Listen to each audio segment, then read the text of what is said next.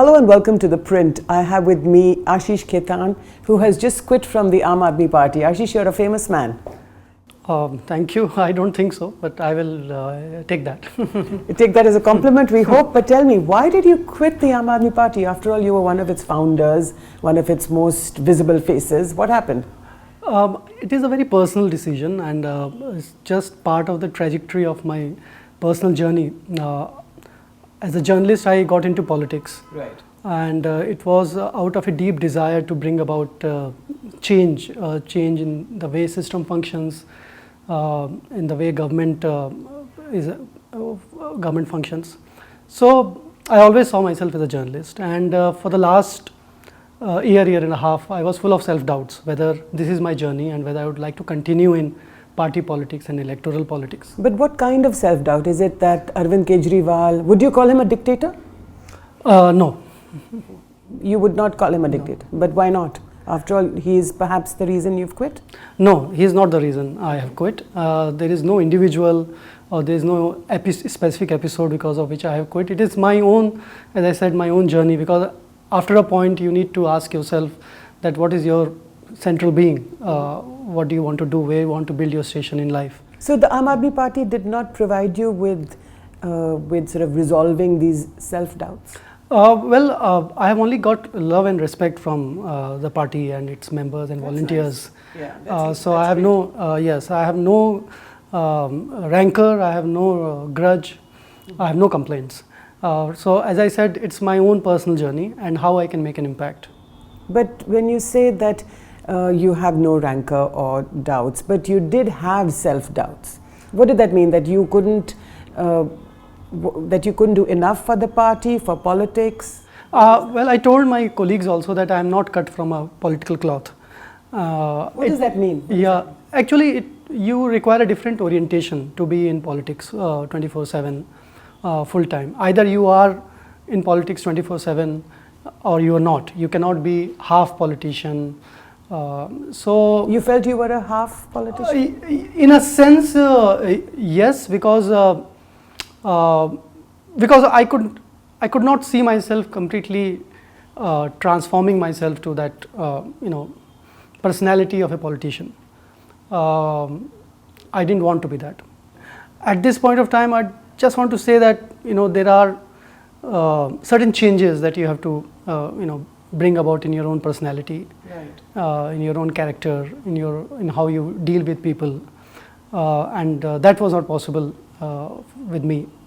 The last 5 years has also been a personal evolution for me, because when you get into government and then it's a different reality that dawns upon you, because when you are just a writer or a crusader or an activist, you see things differently. But when you're inside the government, you see how the system functions, and there are no easy answers, there are no easy solutions. And but that's a good thing, isn't it? That's a good thing. That's a very good thing, and I am glad that I went into first the party and then was heading the think tank of the government for 3 years.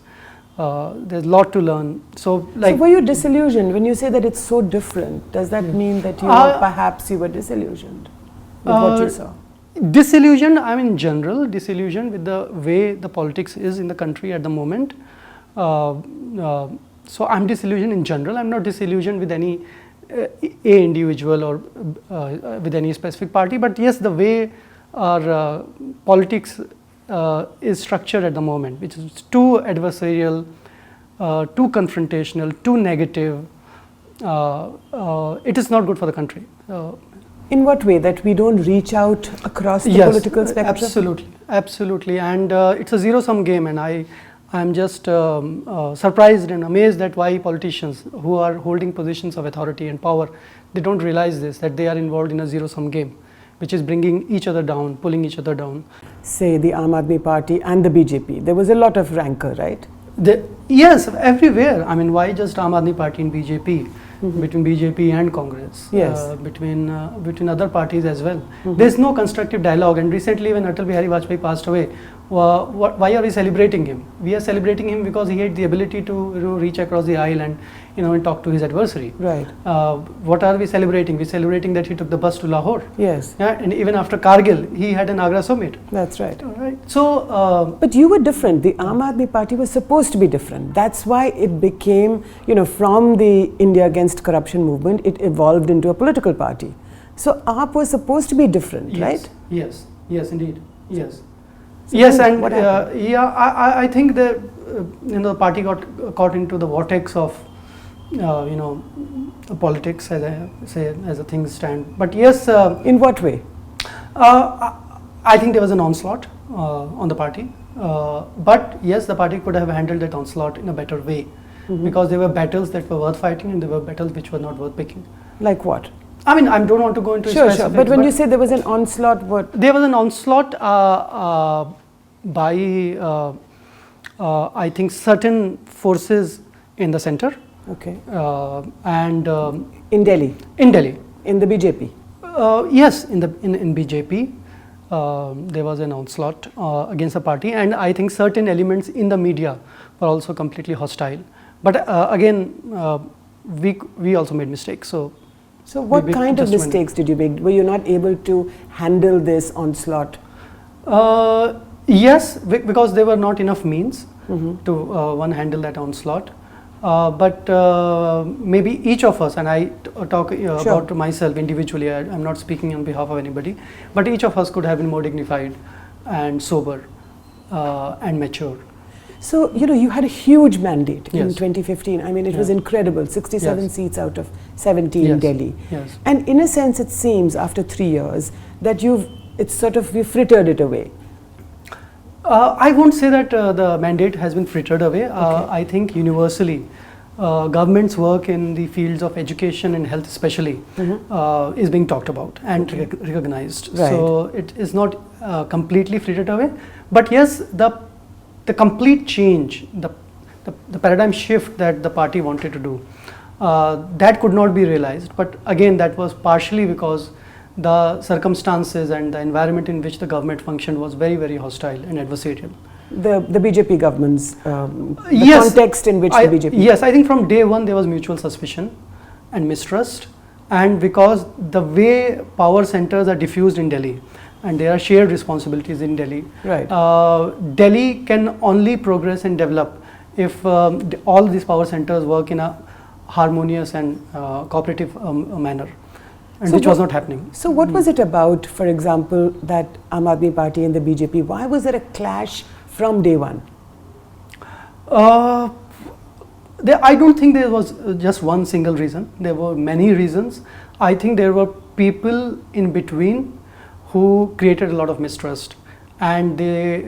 What kind of people? In the BJP, in Aam Aadmi Party, or both sides? I don't want to take names, but there were certain non-elected office bearers. Okay. Where? In the Aam Aadmi Party? Not in the Aam Aadmi Party, in the government setup, I see. who gave a lot of wrong feedback, and Would the Lieutenant Governor be one of those? could be one of them, yes. Okay. And that was, I think, the starting point. And I think the picture which was painted before the center was that that they are going to put somebody behind bars, and they have an agenda against certain individuals. And I think that led to So the events Lieutenant happening. Governor gave the impression that the Aam Aadmi Party could put some people from the BJP behind bars. That's the impression that I have. Right. I'm not saying Lieutenant Governor, any individual, any one Lieutenant Governor, but there are certain people who I believe were office bearers and held important positions. I have heard it from sources I would like to believe that they perhaps gave completely wrong feedback, and I think out of personal motives, because they had an axe to grind, they wanted to cement their own position and continue their own office. So I think that was the starting point, and somehow one thing led to another. So this person that you're talking about may or may not be the Lieutenant Governor. Yes. Gave the impression that to the BJP government led by Prime Minister Modi, that some BJP leaders, could one of these leaders have been the Prime Minister as well? No, I don't know, but what I have definitely heard from people who matter is that a picture was painted that the government is not functioning as per the constitutional scheme, that something very fishy is going on. The Aam Aadmi Party government is not functioning. That was a picture which was painted before say the Prime Minister. Maybe the Prime Minister, maybe the Home Minister, but certainly that was the constant feedback, drip by drip, which was just by design given to the center, that they are not following the constitutional scheme, and some big sabotage they are planning, some secret feedback unit they are setting up, and so on. So as I said, had there been more dialogue, engagement, all these things could have been dispelled, but it didn't happen. It didn't happen. But would you also blame yourself or the leaders of the Aam Aadmi Party for not reaching out to the BJP and to allay these suspicions? I won't say that I would like to blame anybody, but in hindsight, there are certainly more attempts could have been made to dispel all these notions. So, for example, Arvind Kejriwal and Manish Sisodia are sitting in the ante room of the Lieutenant Governor's house. I mean, that was really crazy, wasn't it? For many very days. Unfortunate. Yes, it was very unfortunate, and it was also what was also unfortunate was on the part of Lieutenant Governor to not reach out to them. But why did they have to do that? This is the Chief Minister of Delhi. Yes. Why does he have to do dharna in the LG's house? I think for two reasons. One was the officers were on a strike, de facto strike. But is this the way to do it, Ashish? That's the point. He's the Chief Minister of Delhi.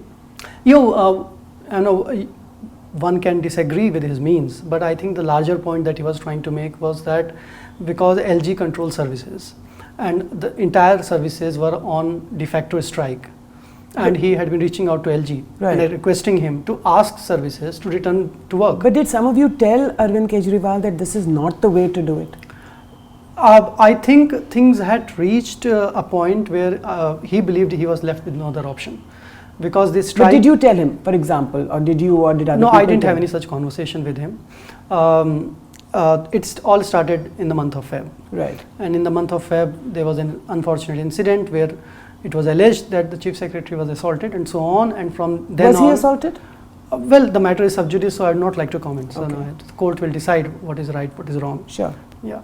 And so then it deteriorated from there. Yes. But you feel that the Chief Minister and other leaders in the Aam Aadmi Party could have handled this much better? Hindsight is always 20/20. Of course. Yes, and there are better ways to handle things. And I think Aam Aadmi Party, Arvind Kejriwal, everybody has also evolved and learned a lot over the last 3.5 years. They don't seem to have learnt in Punjab though. You've had an open rebellion. People have left, people have taken Aam Aadmi Party people with them. I'm talking about Sukhpal Khera. Punjab is a very difficult state to handle per se, period. So Punjab politics is very complicated. What has happened in Punjab, that there was a time when the party was on a high in Punjab, and everybody thought that party is coming into power in Punjab. And from there, the party just declined. Did you feel it was coming into power? Yes. You also felt? Yes. There was a time when June, July 2016, when the party was easily coming into power. And then everything finished. Things slowly. Why? There are various reasons, and I don't want to comment on them now because I have left the party. But I think if you speak to the party functionaries, they will obviously have an opinion about that. What led to that cascade of events? And Arvind Kejriwal wanted to become Chief Minister in the event that AAP came to power in Punjab. I don't think so. I don't think so. There was any such ambition, any personal ambition, which led to a very steep decline in party's fortunes. It was just because the party was new, and there is also, Jyoti, was an element in Punjab at that point of time, because many people feared the established politicians from both rival parties, which is Shiromani Akali Dal and Congress. Right. They really were under the impression that if AAP comes into power, many of them would go behind bars. So they ganged up against you? Yes. So Congress party and Akali Dal ganged up against Aam Aadmi Party? In many ways, yes. And you didn't know how to handle it? And yes, and we didn't know how to handle it. So what is this political party that doesn't know how to handle the people in Punjab, doesn't know how to handle BJP in Delhi. What do you make of it? I think it's a work in progress. So the marginalization of the Aam Aadmi Party is more or less complete. Nothing in politics is complete. Of course, Yes. Absolutely. Yes. Like in journalism. But Like having in said journalism. that, No, I don't think it is complete. At the moment, the party is confined to a couple of states, which is Punjab, Delhi, Haryana. right. Yes, And like you said, it's a work in progress. it's a work in progress. Yes. Ashish, thank you so much Thank for you. speaking to The Print.